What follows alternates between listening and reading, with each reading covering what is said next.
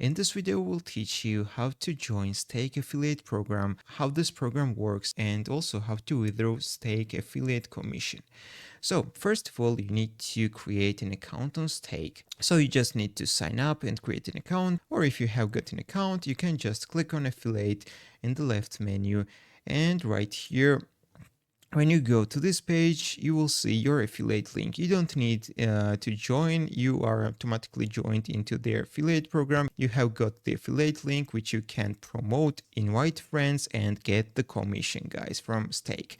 So here will be your affiliate link. You just need to copy this link and promote anywhere you want, and then you can go to the referred users right here, and you will see the list of the people who are invited by you into Stake, guys. So if you send affiliate link to somebody and he will create an account, you will see him in this list. Also, you will see the number of deposits and other stats right here, guys.